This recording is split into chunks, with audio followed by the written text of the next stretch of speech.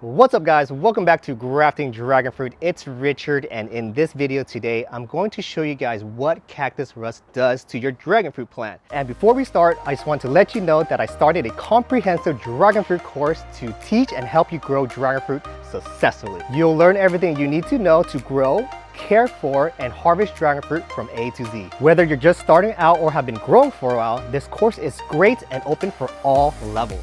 We'll dive into each step from the basics of dragon fruits and move into more advanced topics like grafting, building trellises, or maximizing your harvest. I'll personally guide you and answer any questions you may have on your journey. There's going to be monthly live calls, unlimited support, lifetime updates, and many more. Join now at the link in the description and let's get started on your dragon fruit journey.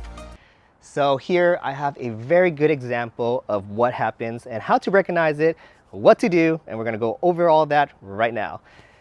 So this is Thai gold, and once it gets to the fall and winter season, more fog and gloom will pass by.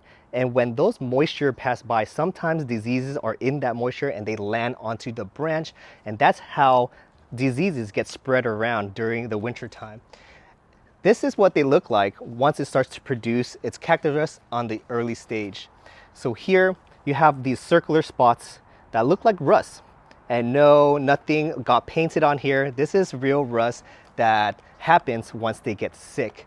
And one way to treat this is, once you guys see it at this stage, it's really good once you see it early because you can control it still and have it not spread by using copper fungicide. So copper fungicide here will stop the spreading, so that way it won't get to a point where it gets so damaging where you have to completely remove the branch. So I like to apply this at sundown or when there's enough shade that's not hitting the sun directly on the branch, so that way the chemicals won't activate in the sun and accidentally burn it and do more damage than treat it. So make sure you guys use this, and read the direction and use this how it recommends. So here, I'm just gonna give it one layer of spray. Just like that. And we're gonna go to the back and also give it a layer in the back. And that's all you're gonna want to do. So you're gonna wanna do that every 7 to 10 days. If you guys come out here and see that it's still spreading after the 5th day, go ahead and skip the 2 days of 7 and just go ahead and spray it, because you're gonna want it to stop the spread. That's the most important part, because if it does not stop the spread, this is what happens.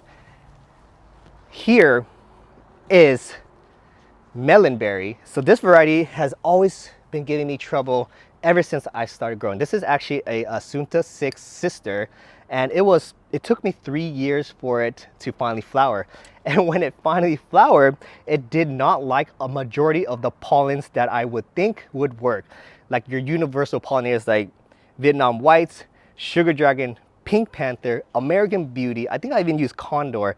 None of those pollens stick. The one pollen stuck on this variety, melonberry, was Pink Laverne. Pink Laverne was the only one that was able to set this fruit that I know of so far. So right off the bat, I already been having it, took too long to flower, and it was giving me trouble setting fruit because it was rejecting all of the pollen. And now I'm starting to see that it's sensitive to cactus rust. Once it got the cactus rust, it didn't even give me time to treat it. It went straight into rot. And once you don't control cactus rust right away, this is what's gonna happen. And let me just show you. It gets so bad that if you have, let's say you don't have as much branches as I do, and you only have 3 branches and every single one of them caught the cactus rust and became rot, you can cut all of the rots off by using a knife or using anything sharp to kind of cut away at all this rots here and leaving only the green. Eventually it will heal and then it will still produce fruit. But because this has already caught the cactus rust, you don't know if it's still in there, and it could eventually hit this branch again and making it rot all over again. So once it gets to this stage, there's not much you guys can do, because if I pop this here, do you guys see that?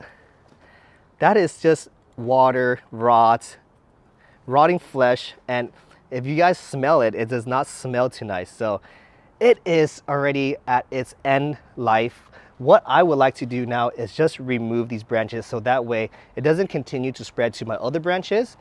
That way it does not use all of its energy to try to hold on to this branch, because I want it to distribute its energy to all of the new ones that's coming out that's already healthy. So the best thing to do once it gets to this stage, guys, is just completely remove them. That is the only thing I can think of. But like I said, if you're very desperate and you want it to fruit, go ahead and cut off all the mush.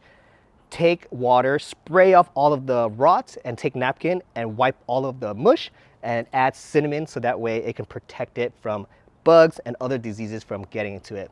But I'm at the stage here where I'm ready to just get rid of these branches, so we're gonna go ahead and do that. So today I have 1, 2, 3, even 4 branches that I need to take off today. So we're gonna go ahead and do that.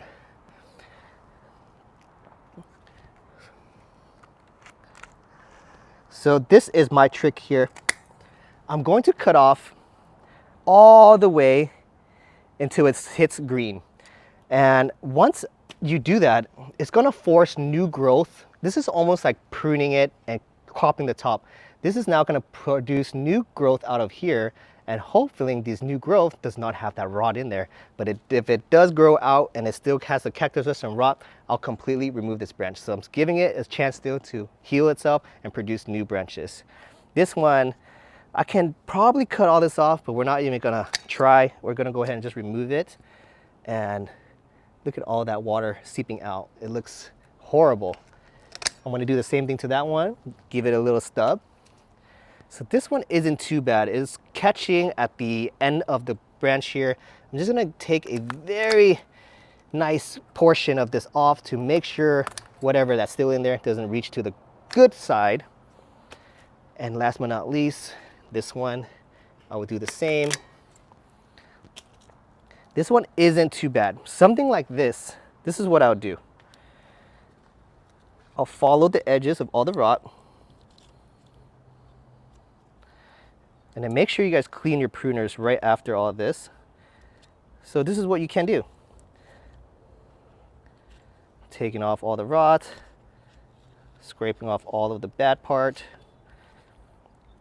So what I'm gonna do later is I'm gonna go ahead, wipe this off with napkin, making sure all of that rot is gone, and then putting cinnamon on it so that way it doesn't get infected or any other bugs trying to eat at its flesh. So I think this is okay. It looks good now. If it continues, then I'm gonna come back out here and then clip off more, or if it starts to rust and I know I can control it with copper fungicide, I'll do that.